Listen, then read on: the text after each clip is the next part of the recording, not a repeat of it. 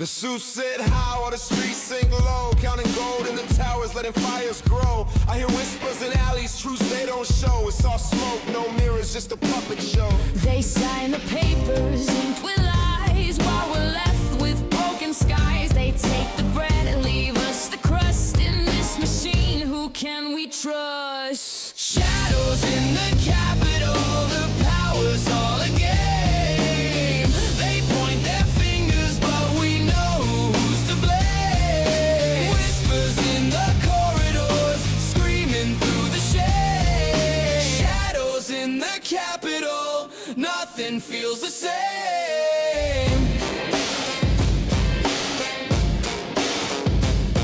Mail! The ballots feel like broken dice, they play their games. We pay the price, promises painted in black and white, but they vanish like thieves in the dead of night. Laws written with invisible ink, pouring poison in the water we drink. They build their walls, we feel the squeeze. Freedom's just a word on a broken marquee. Shadows in the Capitol, the power's all a game. They point their fingers, but we know who's to blame. Whispers in the corridors, screaming through the shade. Shadows in the Capitol, nothing feels the same. Where do we go when the truth's been sold? When the streets run cold and the lies get old. Where do we go when the truth's been sold? When the streets run cold and the lies get old. Where do we go when the truth's been sold? When the streets run cold and the lies get old. Shadows in the Capitol, the power's all a game. They point their fingers, but we know who's to blame. Whispers in the corridors, screaming through the shade. Shadows in the Capitol, nothing feels the same.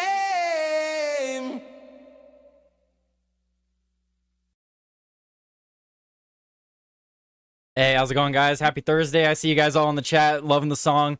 Yes, I made this song. It was made with Suno. It's an AI song. While I'm looking for stories and stuff lately in the morning, I will sit on Suno and try to come up with some good prompts and stuff for some good songs. And I've had some pretty good ones lately. So this is a Joey Cannoli song. That's not even a Joey Cannoli song. That's the Tyler Today song. That's one of my songs that I made for the channel. And I mentioned briefly, but I will be releasing all of the AI songs that I make. The good ones, anyway. I'm not going to release all of them. 99% of them I throw away into the garbage. So I will be releasing the actual good ones, like the one I played at the start here. I will release it as its own song on YouTube. I'll see if I could release it in other places as well, because some of these songs I've made are like genuinely good, and it's really cool. But yeah, so I see you guys all hanging out in the chat. What's up? What's up, Wiggum, Boosh? Hello, Darkness. I see Rambo, Killing It Sense, Guido. Hello, everybody. Tyler is an AI artist now. No, I just am not musically talented, and I like having songs that I can play on stream that I don't have to worry about copyright or anything. What's up, Sean? I should say what's up, Melted too, since I read your comment. He normally does not stream on Thursdays, does he? Well, actually, Joey is taking the week off, if you've been wondering where he's at. For those of you that don't know, Joey is actually taking the week off. I see a lot of you are actually jumping in today here at the start. Normally, I don't have so many of you at the start. I think what we should do, just to get things going here, I think we should start off with a nice 1775 coffee ad.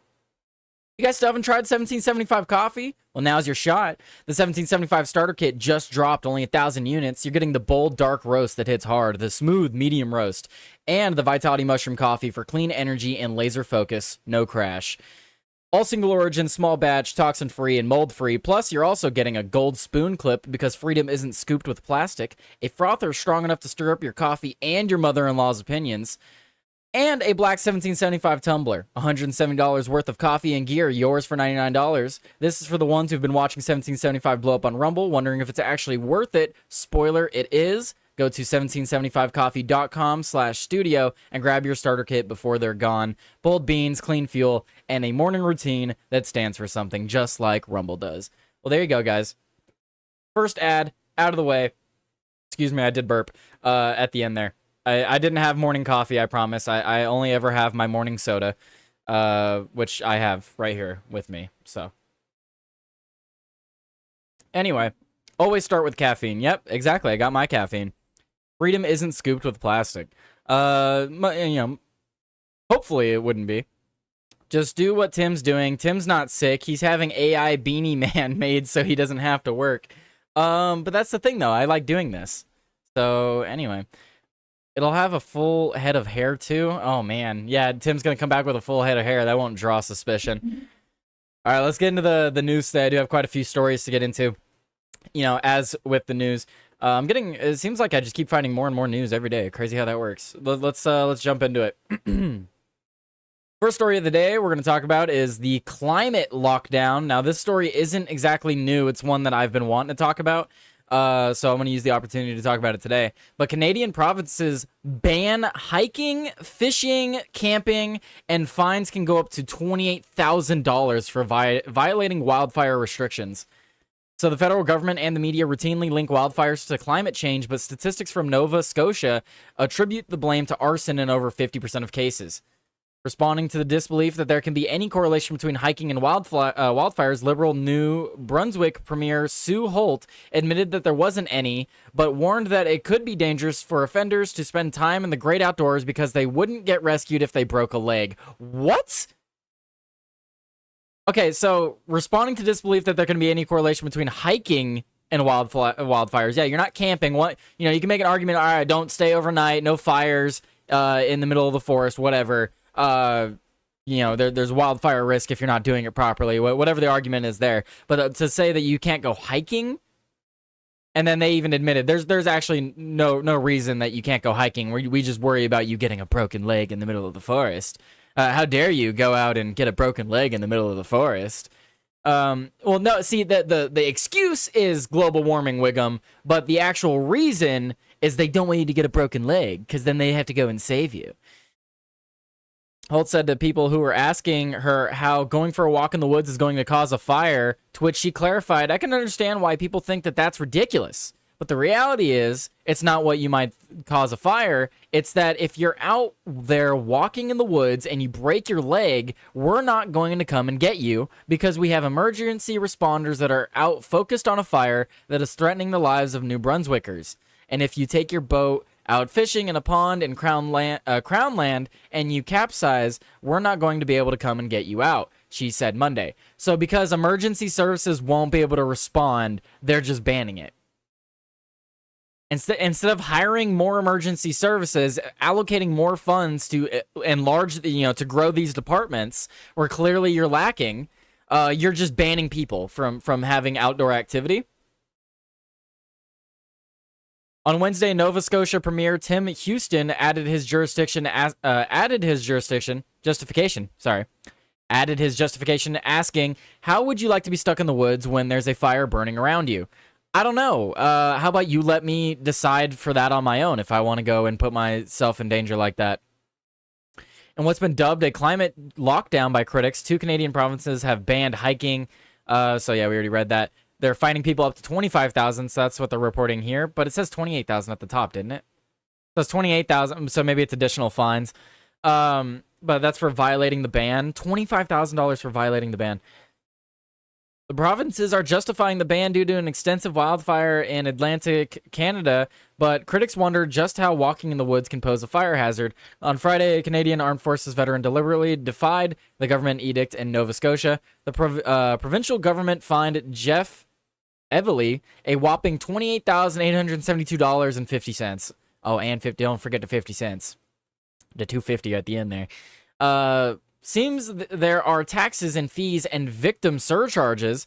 Evely told Joe Warmington of Toronto Sun to explain why the ticket exceeded $25,000 promised by the province for anyone violating their law. And then here's a video. Here, let's see. 6 minutes. Never mind. Psych. Not looking at that. The Justice Foundation and Constitutional Freedoms, JCCF, is assisting Evely to challenge his conviction. I mean, this is just ridiculous. What are you in for? Walking in the woods? Oh, man. Entrances to provincial pathways are actually being blocked with barricades that include the yellow tape that is used at murder scenes. Caution, yeah, they're using caution tape. I used that in the thumbnail today. Just ridiculous, absolutely ridiculous. Like I said, I can somewhat understand the argument. Like, all right, no camping. We don't want you leaving trash and starting fires in the middle of the forest while we're dealing with wildfires. Sure, all right. Let's have restrictions on camping in the middle of the woods for now. People can still defy that. It's not like you can police that exactly. I mean, to some degree you can, but anyway, hiking? You can't hike in the woods? Ridiculous. Absolutely ridiculous. Let's see.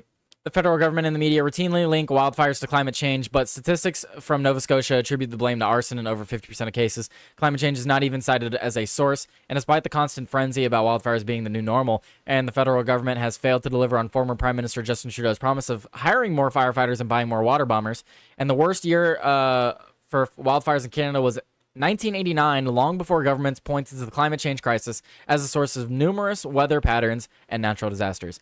So, the addition that I wanted to add to this that I haven't been able to cover because I've been covering all the other news that we got going on is James O'Keefe actually took a personal interest in this, and he went to go and hike up one of these trails. And here we have it from James O'Keefe. He has this pinned to his account. Canada bans hiking with $25,000 fine. O'Keefe goes hiking in Nova Scotia. Police called through snitch line. Canadian Department of Natural Resource tells O'Keefe, if you want to break the law, talk to Trump. So let's watch a bit of this clip here. I won't watch all of it. This is James O'Keefe with OMG, and this is walking into the Canada woods on purpose for a $25,000 fine. There it is right there. Stay out of the woods. Imagine driving down the highway. You're about to go for a hiking trip. You're on a vacation, and then you see a sign. It's like, stay out of the woods or you'll be fined $25,000. Stay out of the woods. You're not allowed to go in the woods. You as a human being, a creature of this earth, not allowed to go in the woods. Nope. $5,000 fine. Oh, there's a DSLR worker. There's a worker right there. What happens if we go in there? $3,000 fine. We don't have anything to start a fire, though. Doesn't matter. You want to break the law, talk to Trump. So here in Nova Scotia, You want to break the law, talk to Trump. Dude, this is what we talk about all the time. You can make laws. There are so many laws. Here, this is just another example of laws that are immoral, can't be enforced, and are just utter bullshit. they've actually We own those banned- woods. We own those woods. Feds can blow themselves. Right, the woods are not owned by anyone. The nature is not owned by anybody. It should not be owned by anybody. That's why I really appreciate when we establish these national parks, because there should be areas of the planet that we just don't touch. There should be. I want to have places in nature that I can go and explore, and you will not prevent me from exploring them. hiking due to a burn ban. They're going to fine you $25,000 for going hiking in Canada. Let's see what happens. There's also a bunch of Karens walking along the boardwalk. A lot of snitches. Snitches get stitches. I saw these two gentlemen. They're gone in the woods. They have backpacks. Okay, I'll send the officers over here shortly. Thanks for calling. All right, thank you. How did he get the phone call? Dude, James O'Keefe is so good. Like, how that's quick. How do you get the... I don't even know how you do that. Freedom of information? Well, no, because it's Canada. So I don't even know how he got the phone call. Hey, Bretton Regional Police. That's the route. That's so crazy, man. You're walking, you're like, oh, here's a nice trail. I'm gonna go down this nice trail into the woods, and then here you are. Flip it around, right? You're minding your own business, hanging out at the park, whatever. You're like, huh? Well, this is the government sanctioned area that I'm allowed to hang out and walk. I'm just gonna hang out here. What is this? What is that? Oh my God! Are those two people walking down the blocked off path? It has yellow tape on it. They're breaking the law. I better call the government snitch line right away. Oh! I saw two men. They have backpacks. They're walking into the woods. Dude. They're walking in the woods. Oh, the horror. So we've arrived in Nova Scotia, Canada, and we're driving down the highway, and it says stay Melton said that he bets that that was not a real call. It's probably a reenactment. I would hope that it's a reenactment because I have no clue how he would have gotten access to the call. Out of the woods. But he didn't clarify that it's a reenactment. So. And then it says it's a burn ban, $25,000 fine. If you go into the woods, we are going into the woods. So the man, Jeff, actually did this, and I thought about doing this, but then I saw Jeff's story, and I think... Villainous Dragon in the chat, he's asking what he missed. Well, what you missed, Villainous, is that you can get fined up to $25,000 to $30,000 if you decide to go hiking in the woods in Canada. Figured, hey, I should do that. Issue $25,000 fine. So this is the guy that got fined. For going in the woods. I'm just going to make this as painless as I can for those guys. And the fine is $20,872.50.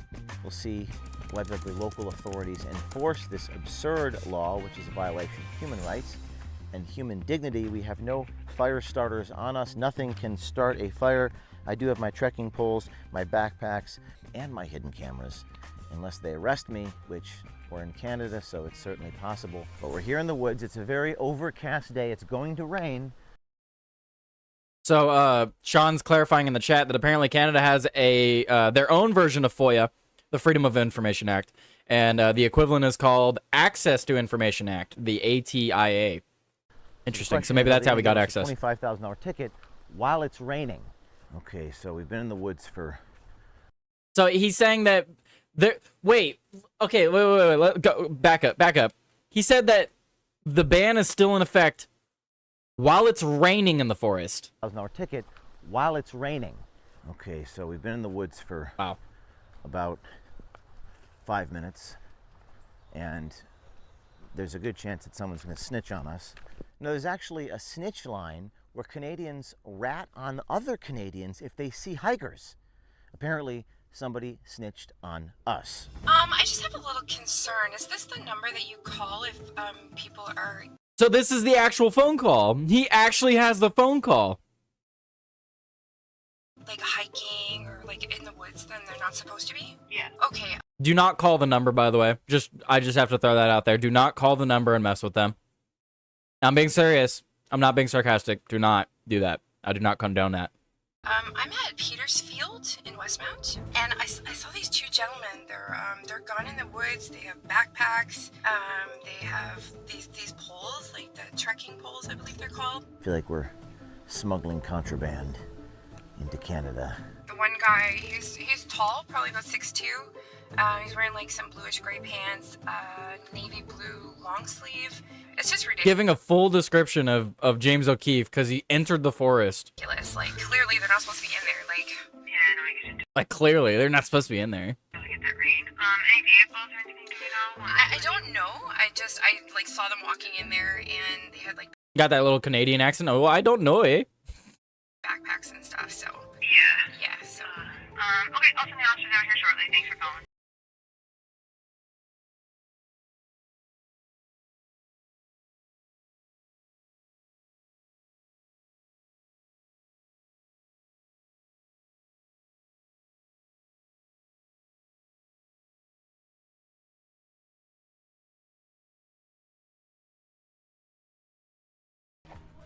Yes. Jeff. The cops just left. He just left. So the cop showed up and then left? Yes, they left. This is how much they care about our woods, James. Okay, here, let's skip through a little bit. Don't know that either. They're calling the police and stuff like that. Wait. People. Wait, We he can talks. be He here. confronted the lady. What Hang is on. the difference between these woods and the woods back there? Don't know. Couldn't tell you. We're almost out of here, but we're not out of the woods yet. No, hello, darkness. I trust James O'Keefe. You'll see the tape across it. But we can be here on Yes, this you path. can be here on this trail. What's the difference between this trail and that trail? That's a good question. Do you know if they're snitching on people? Don't know that either. They're calling the police and stuff like that. Are they? I heard about that. Oh, I never heard that. Again, this is just as dense as the other. Oh, there's a DSR worker. There's a worker right there. There's a worker right there. Hey there. Do you know where the bands are for hiking?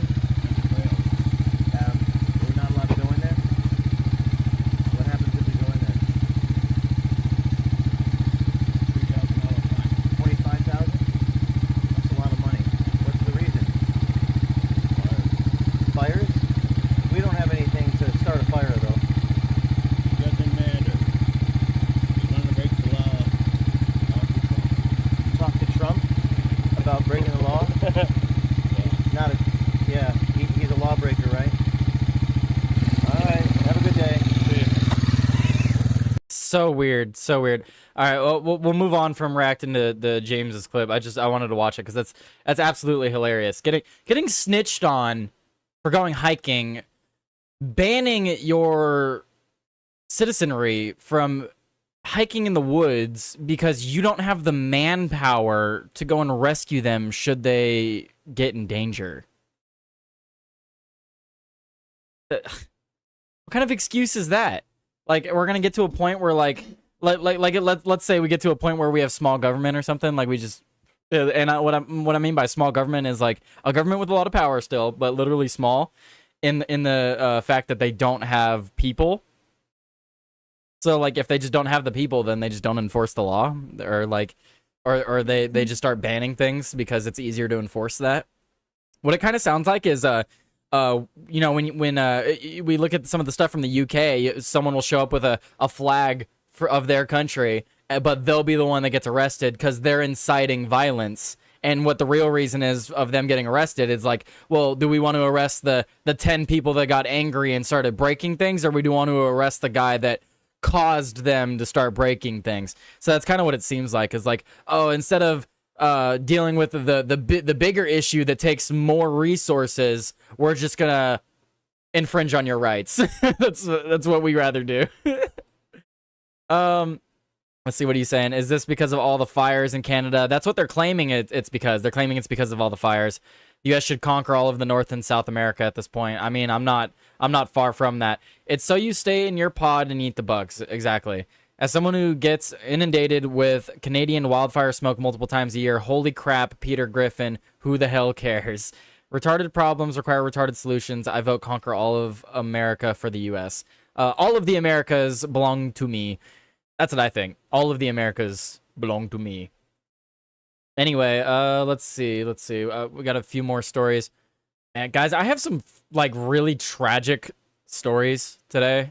Okay, yeah. Well. Let's get through the tragics. Let's get through some of the tragic stuff today. Okay. Man. Okay. Sorry. I was thinking. So this is something that's been in the news for a little bit, for the past like week or two, and we now have this update. So Emmanuel Harrow is a little 7-month-old baby that was missing, and his parents were alleging that he was kidnapped. So the update to that today is that Emmanuel Harrow's father admits to killing his missing 7-month-old baby and then discarding his body in a trash can. Rebecca and Jake Harrow, parents of baby Emmanuel Harrow, were arrested last week after suspicious stories surrounding the alleged kidnapping of their child. A San Bernardino, California mother who claimed her baby was kidnapped in front of a Big Five sporting goods in Yucaipa a couple weeks ago raised suspicion due to inconsistencies in her initial statement. The mother, Rebecca Harrow, told police that she was physically attacked outside of the Big Five, and during the assault, their 7-month-old son, Emmanuel Harrow, was abducted. I got him out of the car seat and laid him out so I can get his diaper ready, Rebecca Harrow said. All I remember, I saw white, I fell on the floor, and as soon as I got up, I couldn't find my son. I checked all around my truck and ran into Big Five, and I asked the lady if she saw a baby or someone with a baby. She said, no, he's a happy boy. No, he's a happy boy.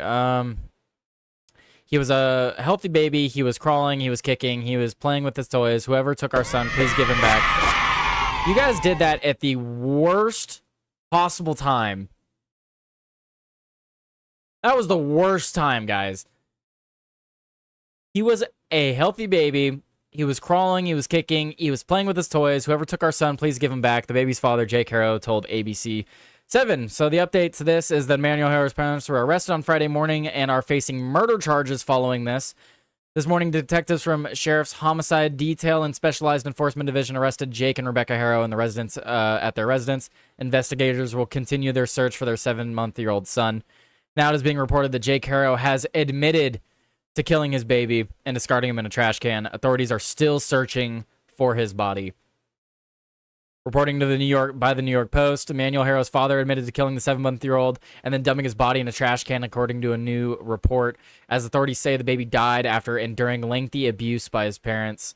Investigators used an undercover inmate to goad Jake Harrow into admitting to the grisly crime, News Nation Brian Enton reported, citing sources. Meanwhile, authorities said they can prove Emmanuel died after a long period of physical abuse at the hands of Harrow and his wife, Rebecca, who live in Riverside County, California.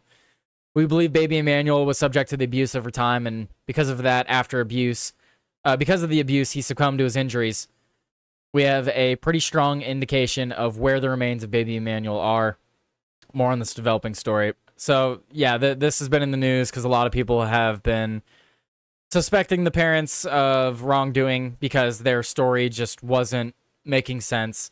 And I haven't reported on it, but, you know, looking through the news every day, this is just one of the stories that I kept seeing pop up. You know, I didn't look into it too much, but I saw this update today, and I felt like this is something that this should be reported on. Sick people, man. Sick people.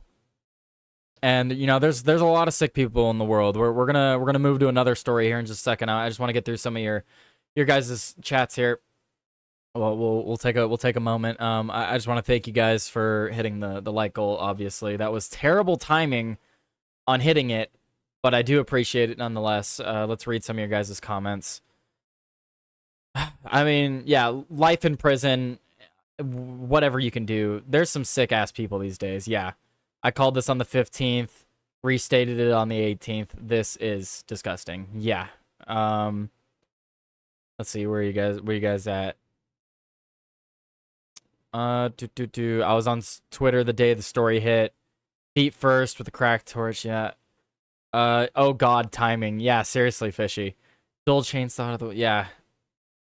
WTF. That horse trailer scene from Yellowstone sounds like good punishment. Yeah, punishment can't be severe enough. Not enough humanity in them to even bury the child. No. See, that's where you're wrong, Pure Chad. He did give his child a burial. He buried him in garbage because that's what they thought of him. Sick people, man. Sick people. And it doesn't end there. We're gonna here it is. Son of Wiggum. It is just a post-birth abortion. The left is pushing for this. Just a 14-month abortion, right? Right? Yeah, Wiggum, funny you say that. We have this next story. We're gonna move to. Let's see. I didn't share all of my articles today. Let's see. Okay, I want to make sure I keep that one up then. Let's see. Okay.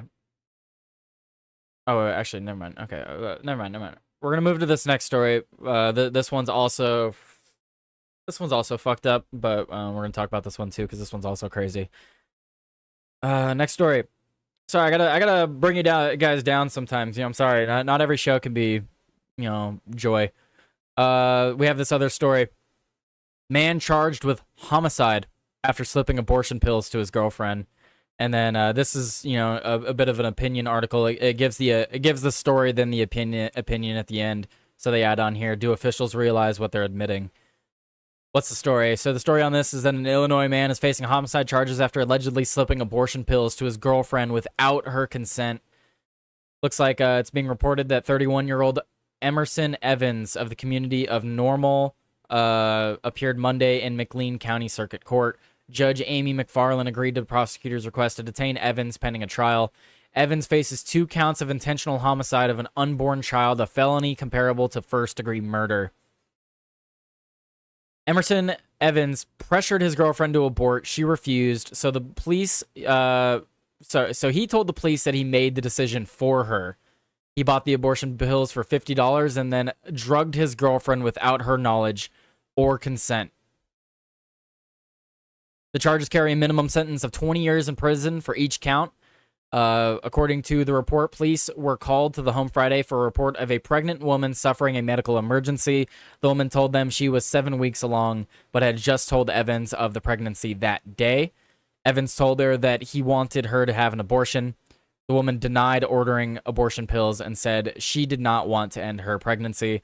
Later in the day, she said she began to feel very sick.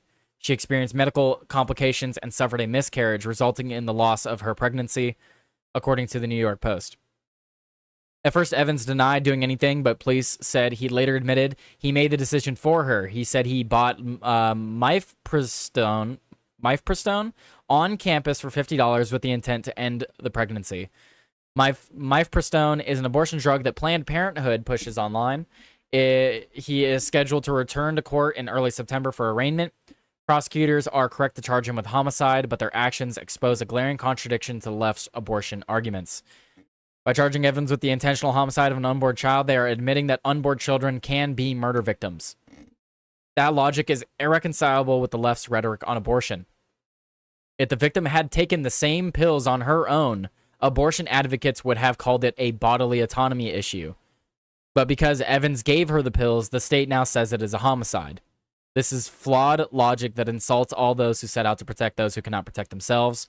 What prosecutors in Illinois have done is admit that the pro-abortion movement denies, that unborn children are human, and then killing them is murder.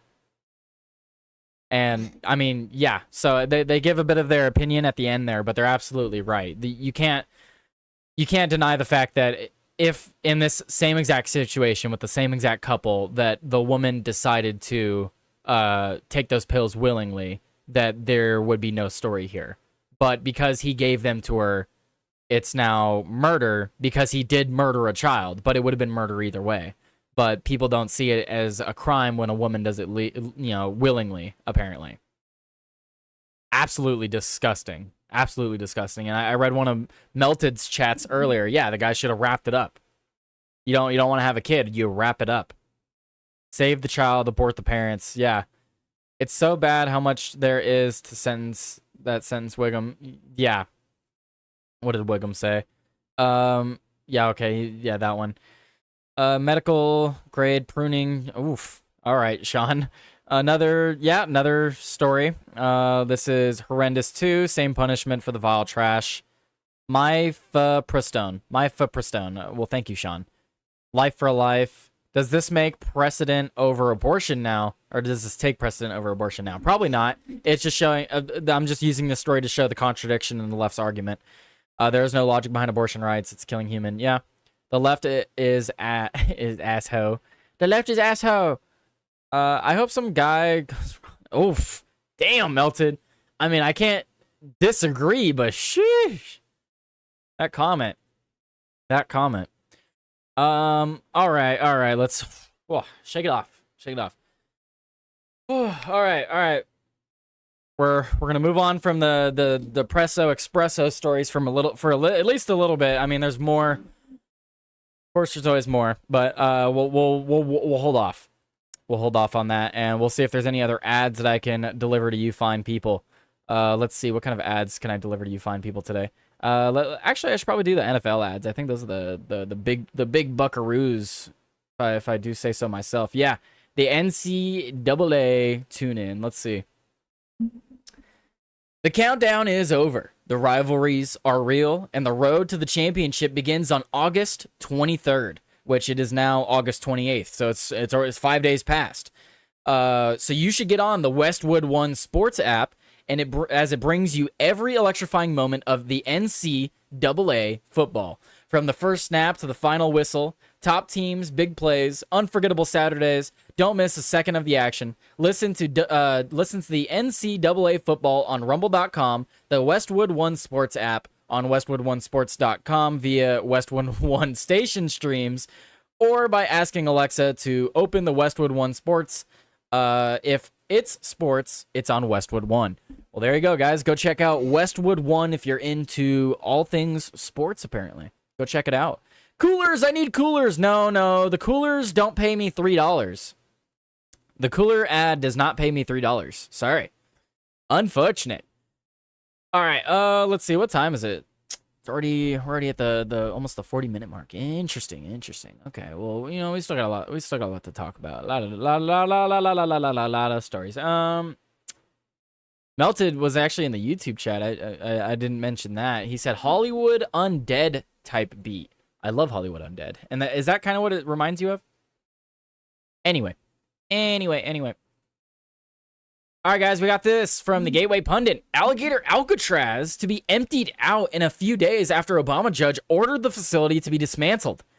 So it looks like Alligator Alcatraz will be emptied out in a few days after an Obama judge ordered the facility to be dismantled.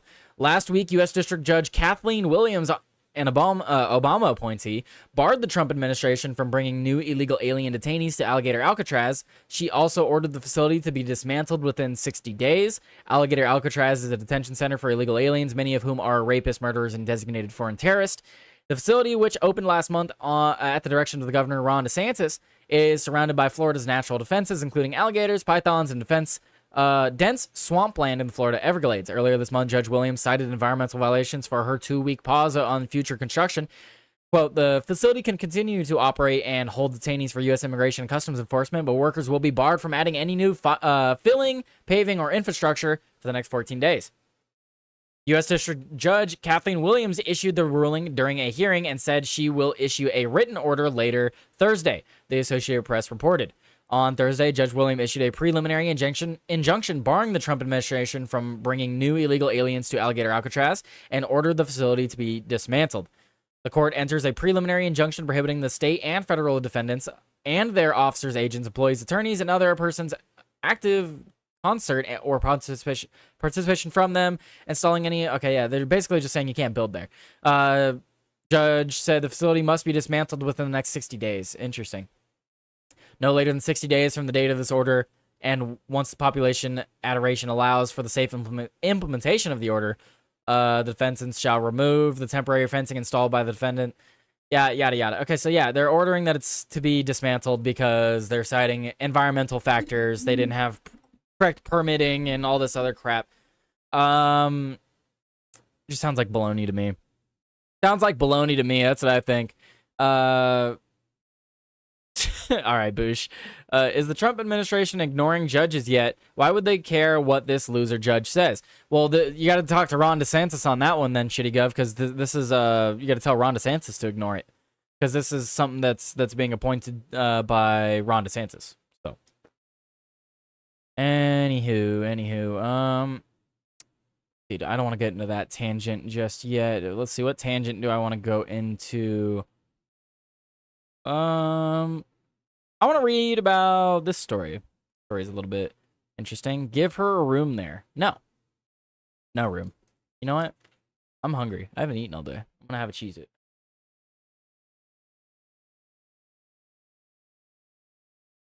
I'm going to get some food after this. I'm trying to think what I want to eat. Absolutely, we got to get rid of these judges. My question is, why aren't we? All these places. I talked about it on the show yesterday with Melted. We have Donald Trump, cracking down on all these criminals in D.C., but are they going to stay in prison? Are the judges actually going to keep them in prison? Prosecutors actually going to charge them with what they need to be charged with? I don't know, man. I don't know, because he's talking about going into places like Chicago and stuff, and then it's like, yeah, you're going to go into Chicago, you're going to arrest these people, they're going to sit in prison, and then as soon as you leave the area, they'll just be let out because no one actually gets charged. I don't know.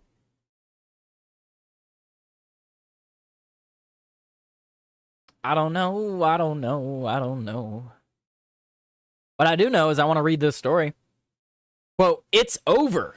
Secretary of Defense Pete Hegseth launches full-scale investigation into Microsoft for employing CCP-linked engineers on U.S. military and Pentagon cloud projects. That definitely seems like an issue. That definitely seems like something that should not be. Okay, well, let's read here. Secretary of Defense Pete Hegseth declared a full-scale investigation into Microsoft for its reliance on Chinese Communist Party CCP-linked engineers and highly sensitive Department of Defense cloud contracts. Hegseth revealed that the scandal traces back nearly a decade to an Obama-Biden-era program called Digital Escorts, U.S. citizens with clearance but limited technical expertise to act as go-betweens for Chinese engineers. While initially framed as a compliance workaround, the program handed the CCP direct access to some of the most sensitive infrastructure protecting the nation. I mean, like, yay. How is it that our government can be so powerful, so corrupt, yet so fucking incompetent? I don't understand. According to Hegseth, the Pentagon has issued a formal matter of concern to Microsoft demanding a third-party audit of every line of code and submission tied to the Chinese engineers. The investigation will examine whether malicious code or backdoors were inserted into U.S. military systems. Wow. Great. Imagine that. Literally, China, they're now concerned that China has backdoors into our military systems directly because of Microsoft. He announced that every Department of Defense software vendor must immediately identify and eliminate any Chinese involvement in their systems. Here's your transcript cleaned up with correct punctuation for clarity. Okay, so this is a transcript from Pete Hegseth, I'm assuming. Okay, so let's read this transcript from Hegseth. Quote, Pete Hegseth, last month the Department of Defense was made aware of an Obama-Biden-era legacy program called Digital Escorts. For nearly a decade, Microsoft used Chinese coders remotely supervised by U.S. contractors to support sensitive DoD cloud systems. The program was designed to comply with contracting rules, but it exposed the department to unacceptable risk. I mean, if you're thinking America first and common sense, this doesn't pass either of those tests. Excuse me. So I initiated an immediate review of this vulnerability, and I want to report our initial findings. The use of Chinese nationals to service Department of Defense cloud environments, it's over. We've used a formal matter of concern to Microsoft.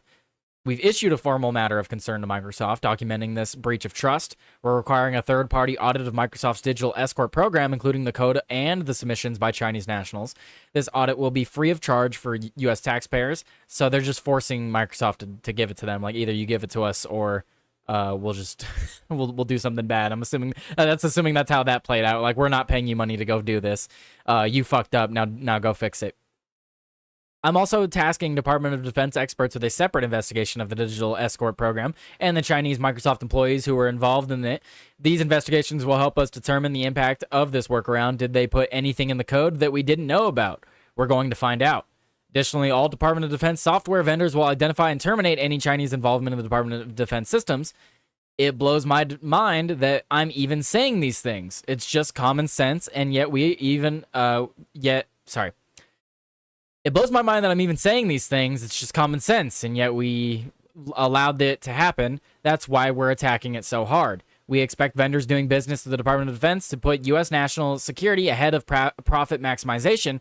I'm committed, like the president is, to ensuring that our national security networks are secure. Again, it's America first and it's common sense. This should never have happened in the first place. But once we found out about it, we've attacked it aggressively from the beginning, and we're going to follow all the way through to the tape to make sure that it is addressed.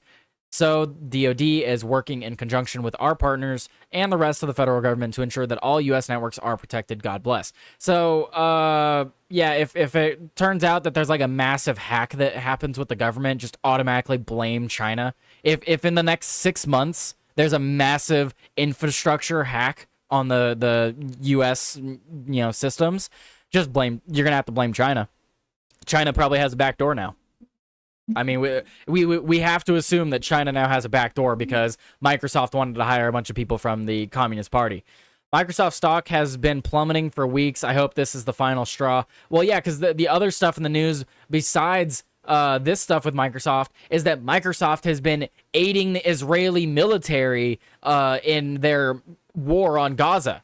So there's been a lot of employees up in arms about that as well. So yeah, Microsoft has not been doing so hot. Still feel like these people are eating steaks and kicking us off the scraps every once in a while. I want a steak, damn it, but by steak I mean people held accountable for their pedophilia and treason. Well, I don't know about treason, but I think that does make for a pretty good segue to this next story. So let's transition on over to here. All right. Next story, we got this from the Post-Millennial.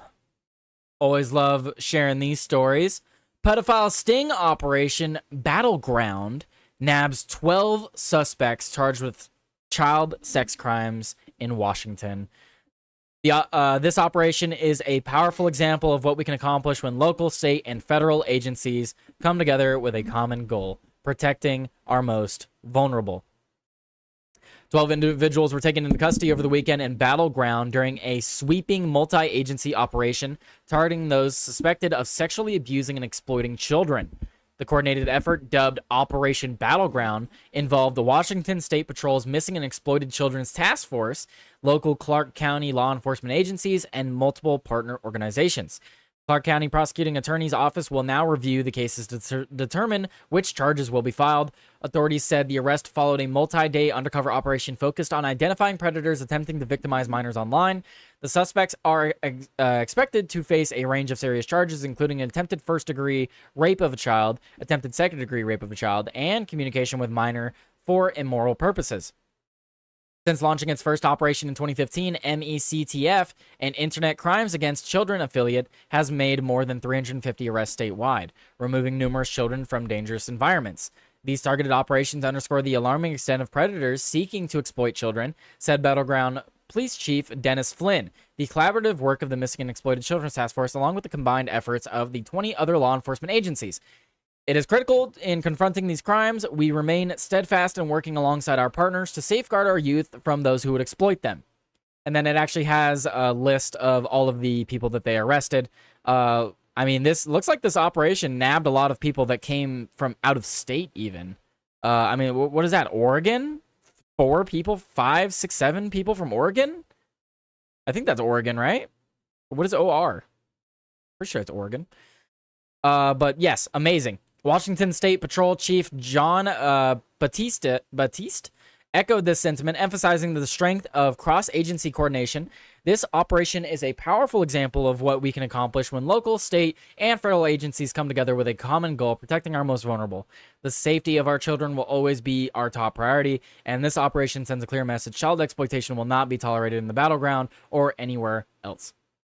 So yeah, nice little story. Here's all the names of these disgusting freaks that were nabbed, and may they rot in prison on that story. I mean, not a whole lot I can add other than, you know, there's not a whole lot to the story. Just 12 disgusting individuals off the streets. That's a good story overall. You know, it's not all doom and gloom today on the Tyler Today Show, I guess.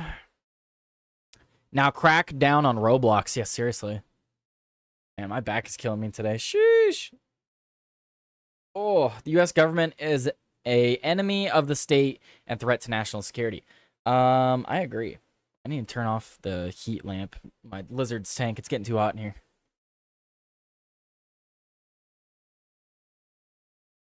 Okay. All right. Let's see. Child exploitation will not be tolerated unless you're on the Epstein list. Of course. Of course. All right, I think I'm ready to go on this rant. This is a non-political rant. This is just a rant that I like to go on every now and again. You know, I think the rant's warranted. Personally, I think it's a warranted rant. But you know, you guys let me know. You guys be the judge of it, I guess. I ain't gonna forget about that list, nor should you. All right, guys. Something that absolutely bugs the crap out of me is people that complain, especially in cities or urban environments, about how hot it is, while we tear down trees and replace them with nothing, and all these things. You know what would cool down the area around you? Trees, shade, having shade. Just the wind alone, being able to cycle through a cool shaded area can cool an entire area. Yes, Wiggum, nature, just nature alone can help cool the environment. But we rather destroy nature and erect these concrete blobs that don't do anything for us. So I wanted to pull up this article. We have this from The Guardian. A perfect symbiosis, planting vines in other ways. Hot cities are creating cool spaces. I just love this. We should do this everywhere. I would love to have a parking lot where it's not just solar panels. If you want to have solar panels in your parking lot, I love that idea too. Cool if you want to do that. But what would be even greater than that? Having trees and vines and all kinds of stuff. Shade. We need more shade in places, and we need shade from nature. We need natural shade.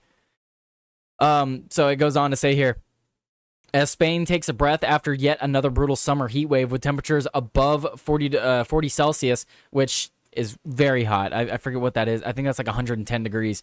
In many parts of the country, the residents of the sherry-making town of Jerez de la Frontera have come up with a novel way to keep the streets cool.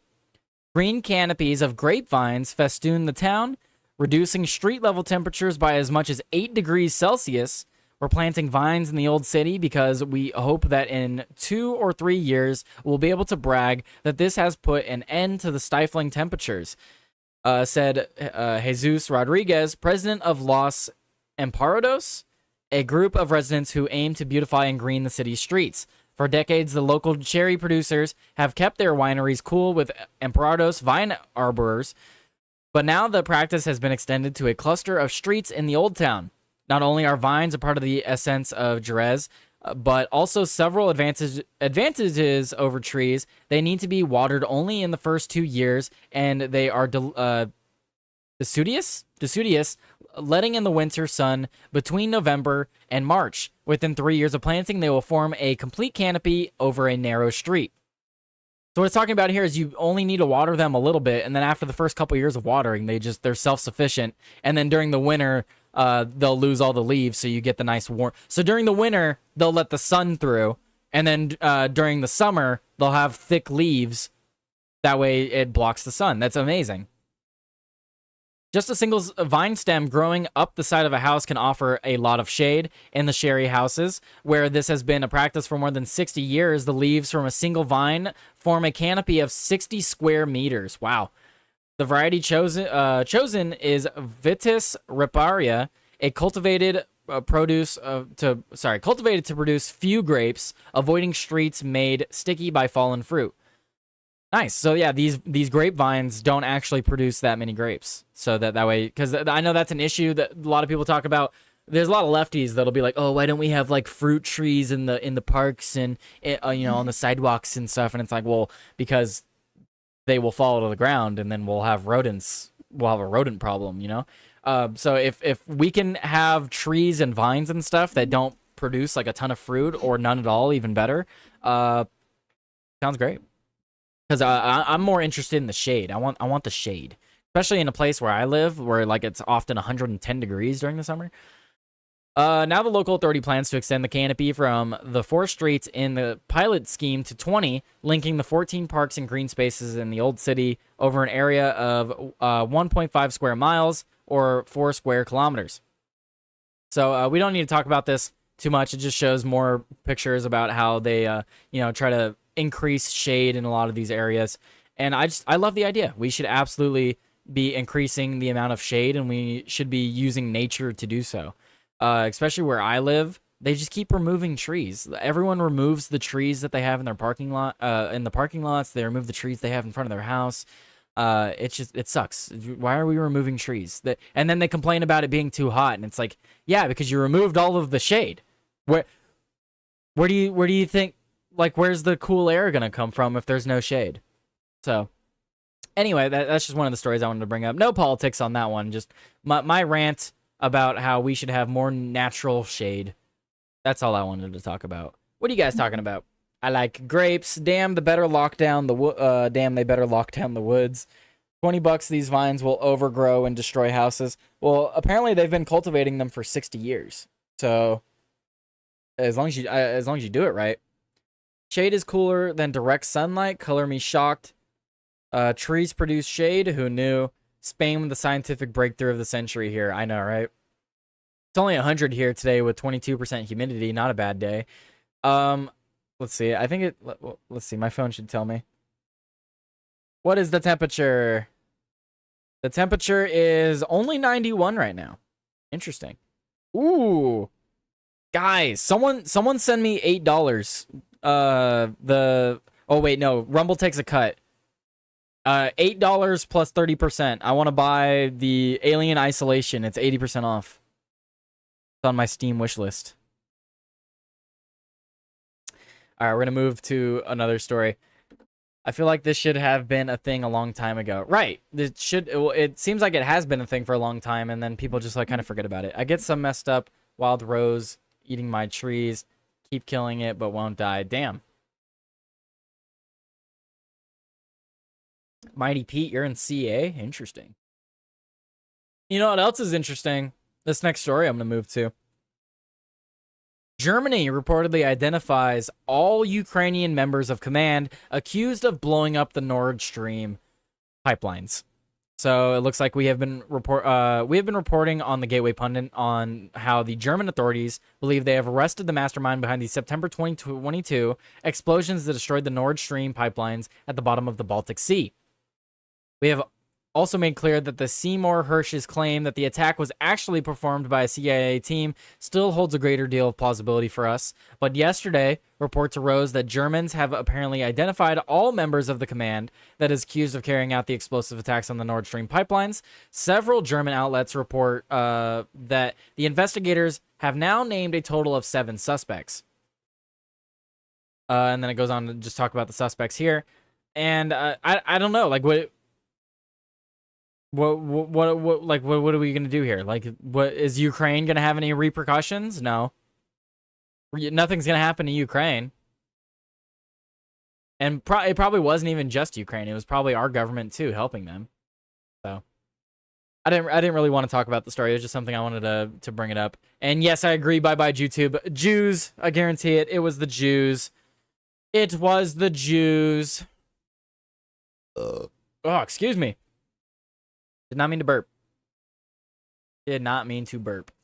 You know what I did mean to do, though, is do this next ad. Do we have another Westwood 1 ad? We do.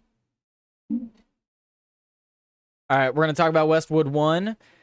Guys, set your clocks, mark your calendars, and buckle up for the best NFL primetime football action. Starting September 4th on Westwood 1. You can catch all the bone-crushing hits, last-second heroics, and edge-of-your-seat action that NFL Thursday, Sunday, and Monday nights have to offer. Whether you're tailgating, driving, or chilling at home, don't miss a single snap. Listen on the NFL app, the Westwood One Sports app, at westwood1sports.com, or just say, Alexa, open Westwood One Sports. If it's the NFL, it's on Westwood One. There you guys go. Another Westwood One Sports ad for you guys. Ba-da-ba-ba-da-ba. Come on, go away, ad. Waiting for the ad to go away. All right.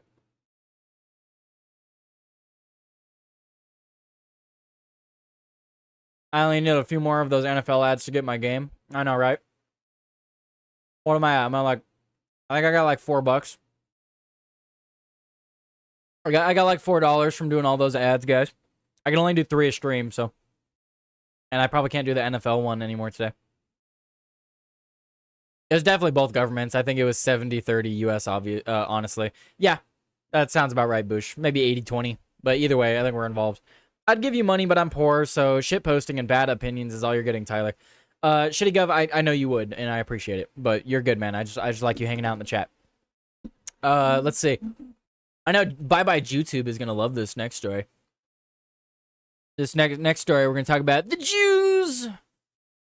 Israeli tanks close in on Gaza City. Trump to chair meeting. What's going on here? So it looks like Reuters.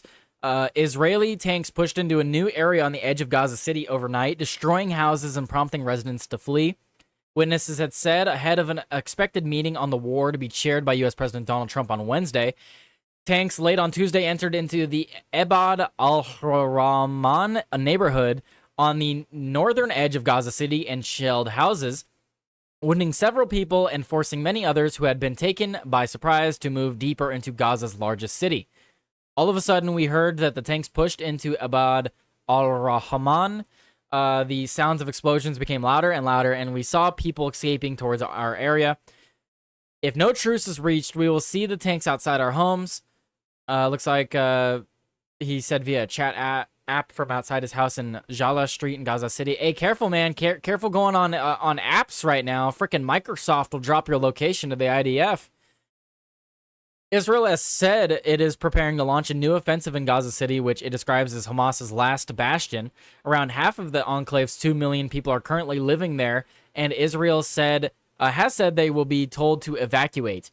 Oh yeah, just 2 million people just evacuate. Yeah, just leave your homes. We're just gonna, we're just leave. Just hey, you know that place you live? Yeah, leave it.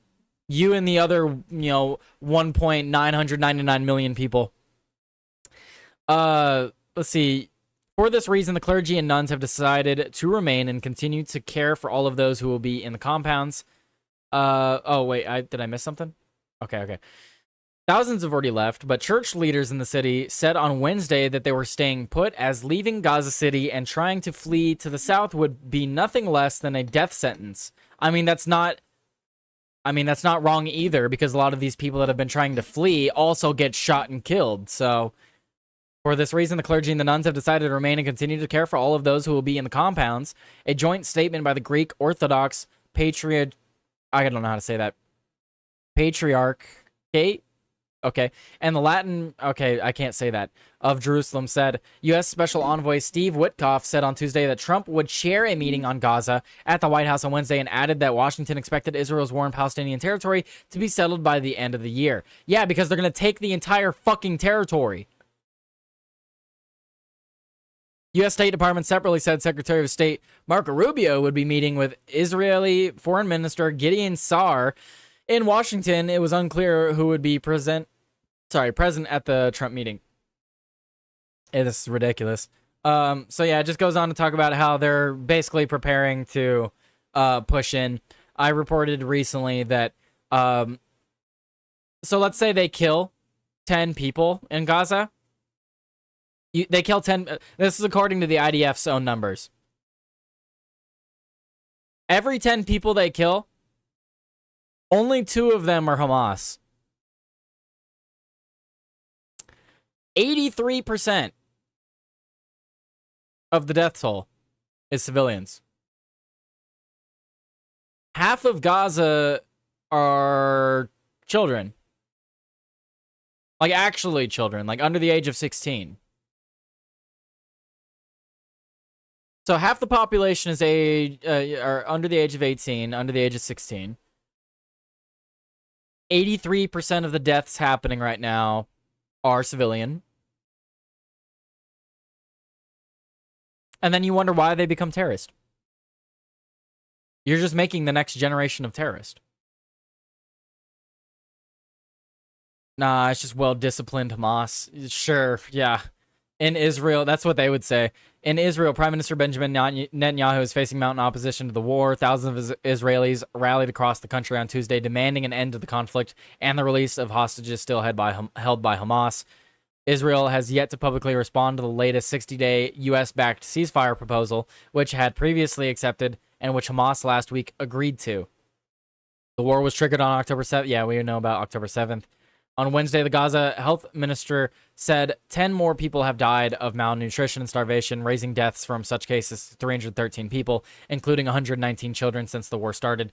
Israel disputes fatality figures by the health ministry in the Hamas-run Strip.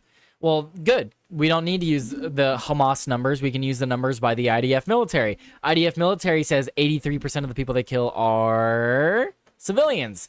And they also said they've killed over 50,000. So, if I were to do the math on that, almost 40,000 people they've killed have been civilians.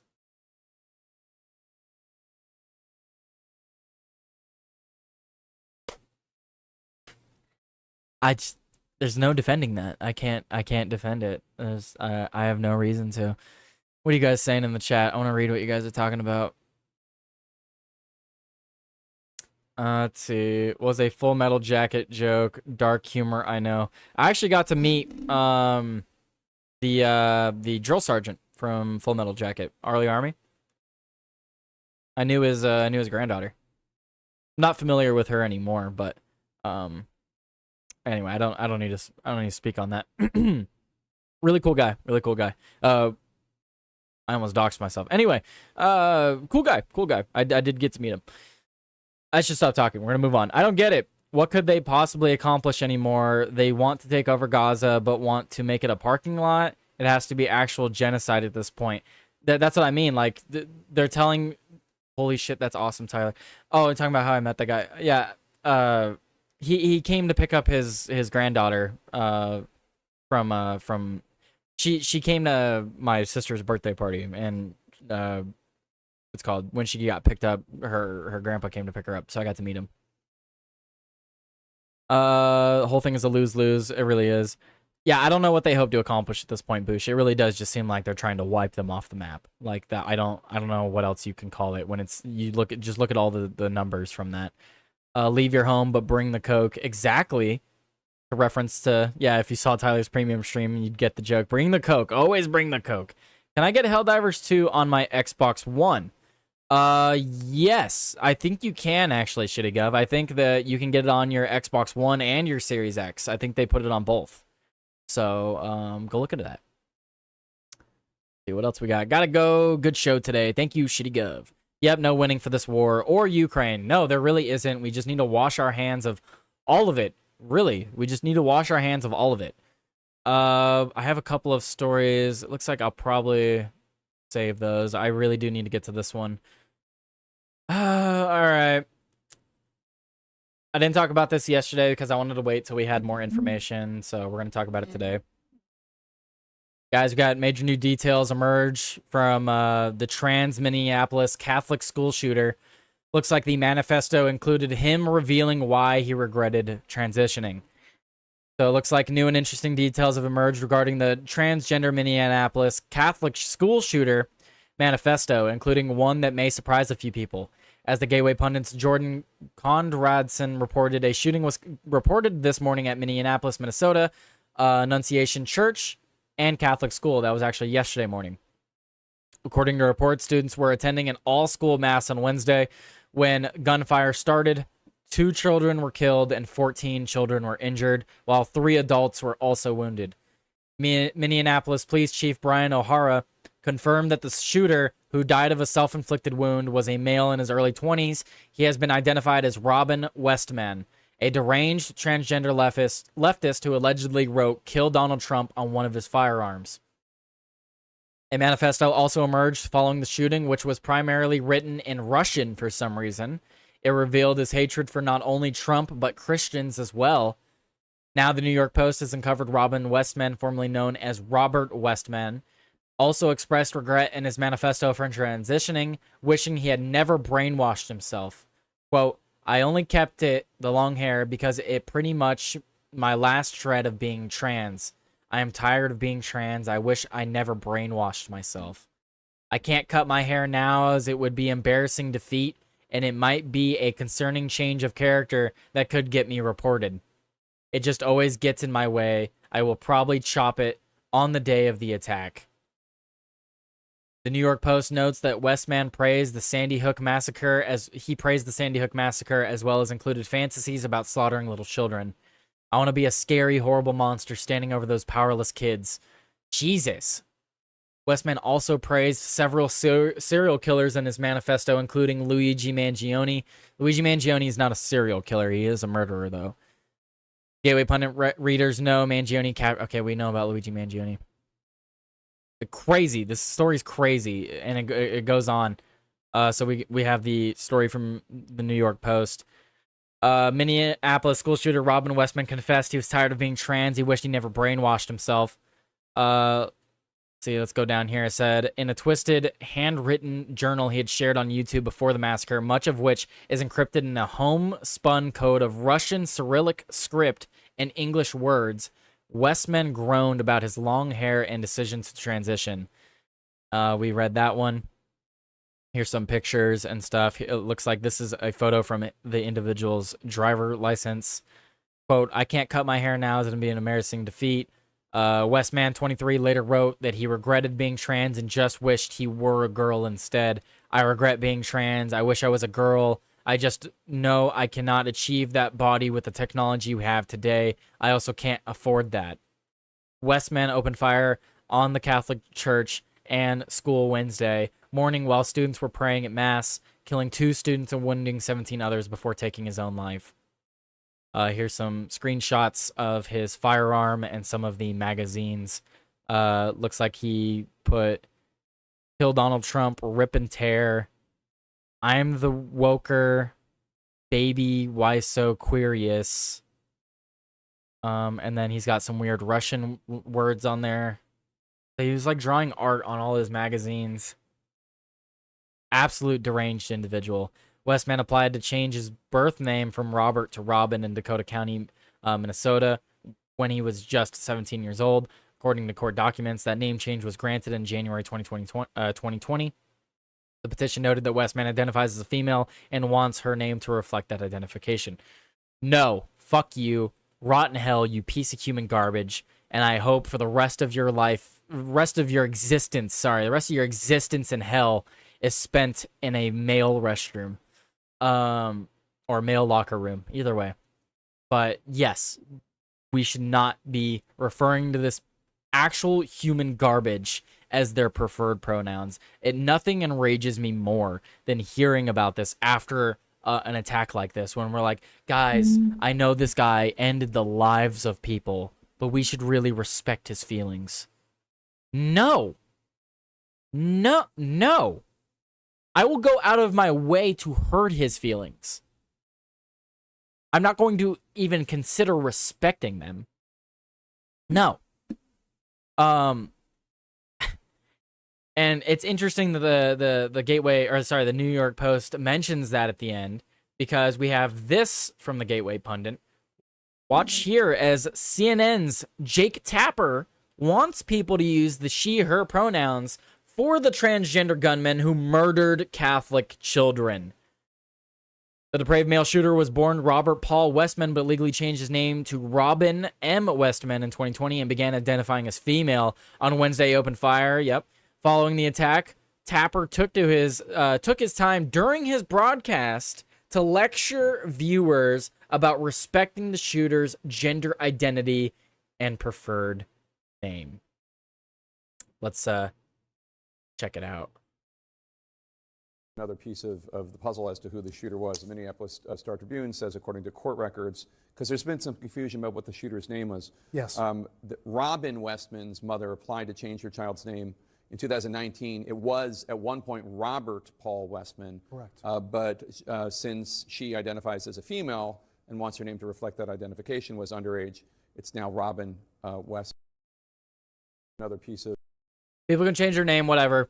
I don't care. If this guy wants to be named Robin, I don't care. I genuinely don't care. What I do care about is identifying as something you're not.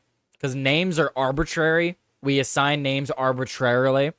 Sure, there are names that tend to be, one way or the other. That there tends to be gendered names. Like, who's gonna name a little girl Richard? Like, that's clearly a man's name. But sure, you could technically name your daughter Richard.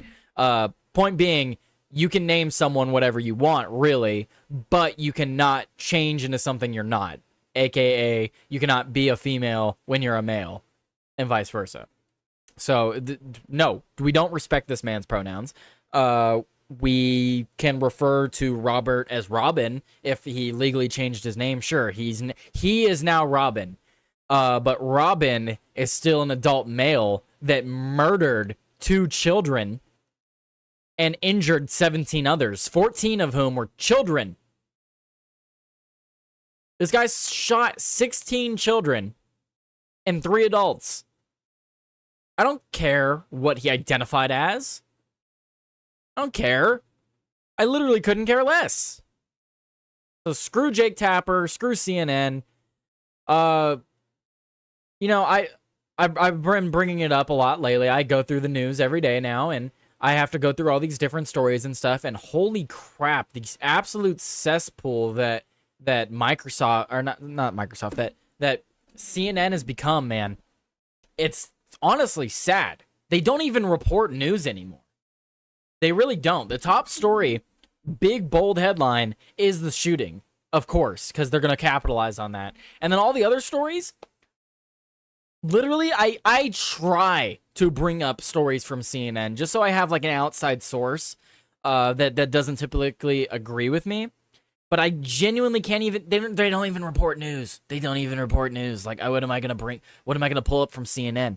Like, they're making articles about, like, top 10 cups you should buy, top 10 tumblers, and it's like, that's news now, CNN? No wonder no one wants to listen to you. You have no credibility. I I can't trust you to report the news. What makes you think I'm going to trust you to tell me what cup to buy?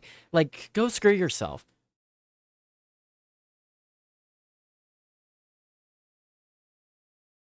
Aw, what a cute little girl. What's her name? Dick.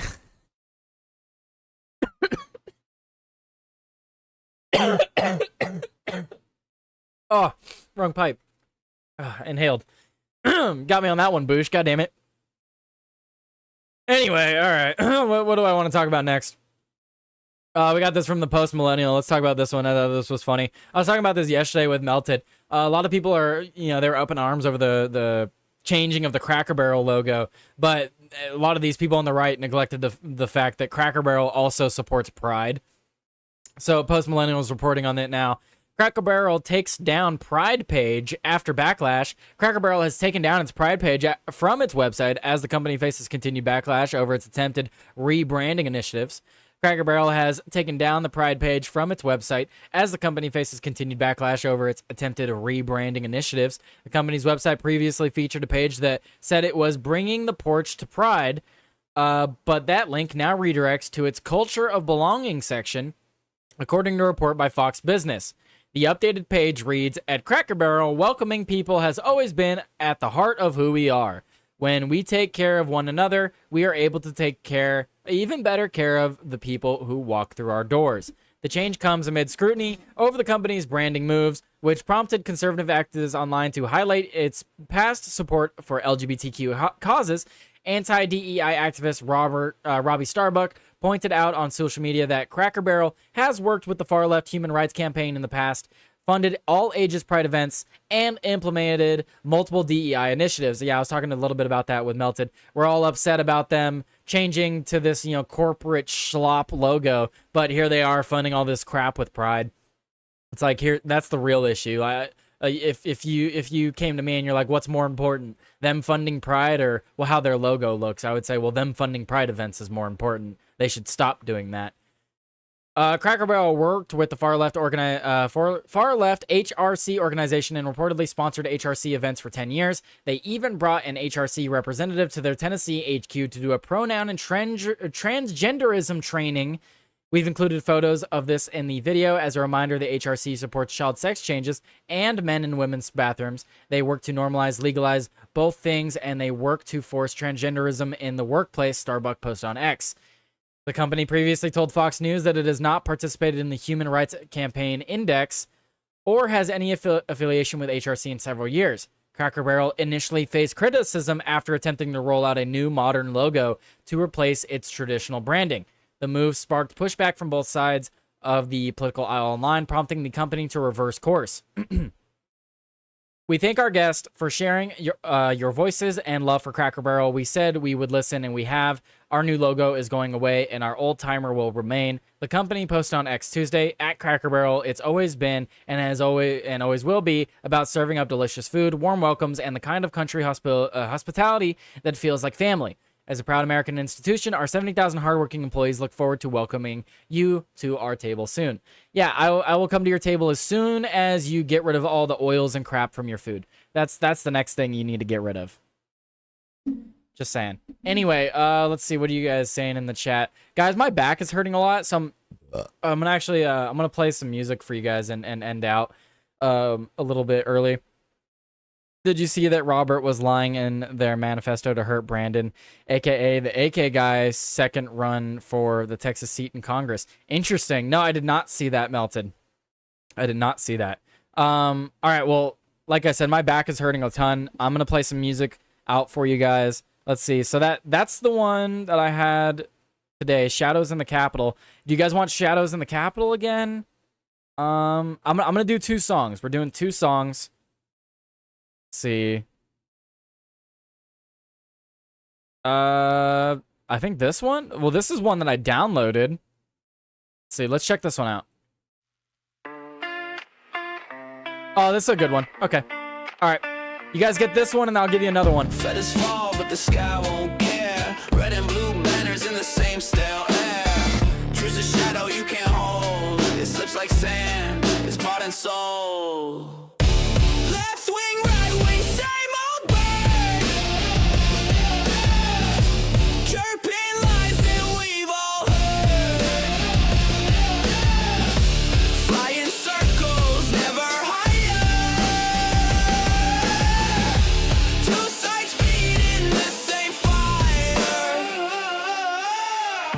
matching suits, they howling ties. Behind the mask, the same disguise. Promises crumble like a brittle stone. The stage is packed, but we're alone.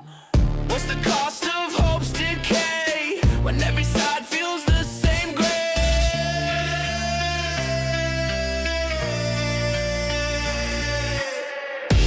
Left wing, right wing, same old boy. Curbing lies that we've all heard. Flying circles, never higher. Two sides feeding the same fire. They draw the lines, we take the bait. We fight each other while they orchestrate a cage with bars we cannot see, built by their false dichotomy. They dichotomy.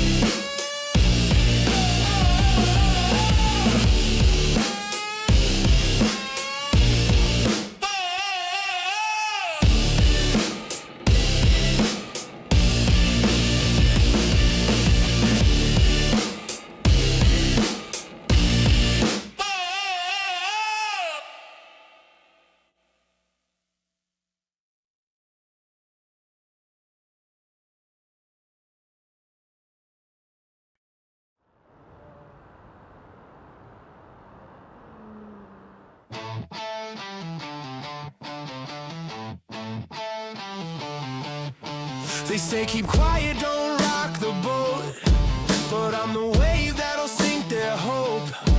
A paper crown on a crooked king. Freedom's not a gift, it's a burning wing. So tell me why the truth's so loud when it's whispered in a silenced crowd. Burn the flags, let the ashes speak. Tear the walls till the cracks run deep. Raise your fists, let the chains explode. This is our right, this is our own.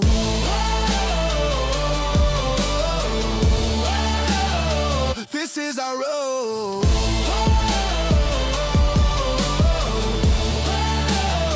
This is our road. They write the rules with ink and fear, but we're the pen that won't disappear. A spark ignites where the shadows creep. Our voices howl while the giants sleep. No justice here, just a rigged roulette. But I bet on us, we're not done yet. A matchstick mind in a world of gas. We'll torch the past, we'll outlast the ass. Burn the flags, let the ashes speak. Tear the walls till the cracks run deep. Raise your fists, let the chains explode. This is our right, this is our road.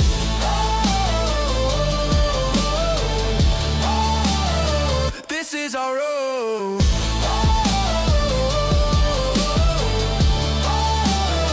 This is our road.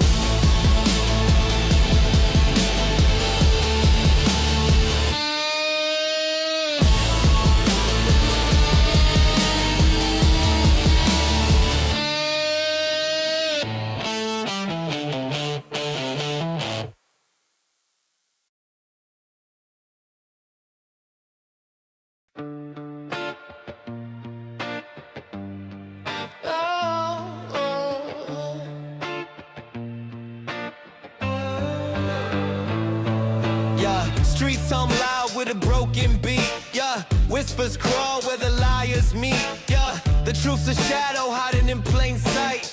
They sell us mirrors, but no one's right. Who holds the pen that rewrites the lines? Who builds the walls and calls them divine? Burn the flags, burn the flags. They don't care what you have.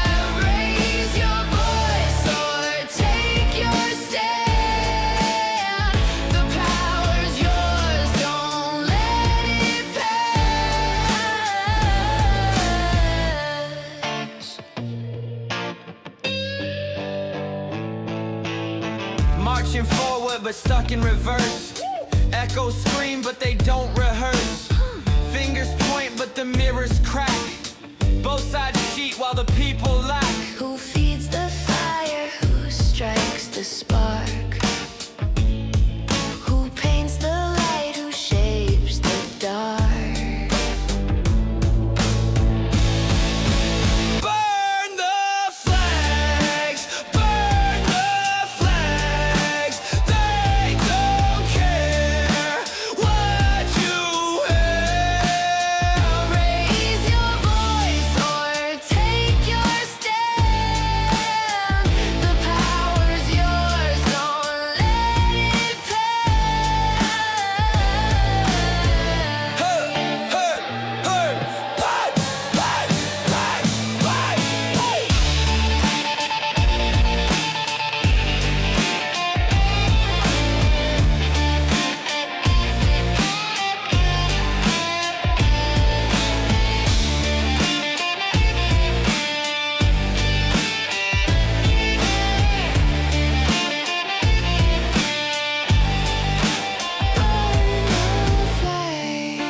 Burn the flags, they don't care what you have.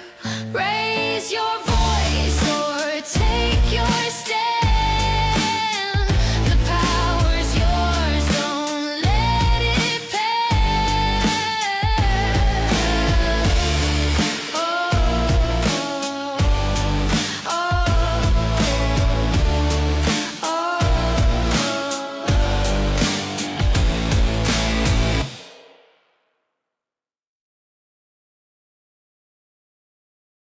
The suits sit high while the streets sink low, counting gold in the towers, letting fires grow. I hear whispers in alleys, truths they don't show. It's all smoke, no mirrors, just a puppet show. They sign the papers inked with lies while we're left with broken skies. They take the bread and leave us the crust in this machine. Who can we trust? Shadows in the Capitol, the power's all a game. They point their fingers, but we know who's to blame. Whispers in the corridors, screaming through the shade. Shadows in the Capitol, nothing feels the same.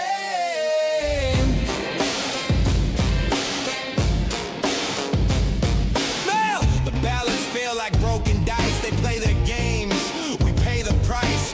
Promises painted in black and white, but they vanish like thieves in the dead of night. Laws written with invisible ink, pouring poison in the water we drink. They build their walls, we feel the squeeze. Freedom's just a word on a broken marquee. Shadows in the Capitol, the power's all a game. They point their fingers, but we know who's to blame. Whispers in the corridors, screaming through the shade. Shadows in the Capitol, nothing feels the same. Where do we go when the truth's been sold? When the streets run cold and the lies get old. Where do we go when the truth's been sold? When the streets run cold and the lies get old. Where do we go when the truth's been sold? When the streets run cold and the lies get old. Shadows in the Capitol, the power's all a game. They point their fingers, but we know who's to blame. Whispers in the corridors, screaming through the shade. Shadows in the Capitol, nothing feels the same.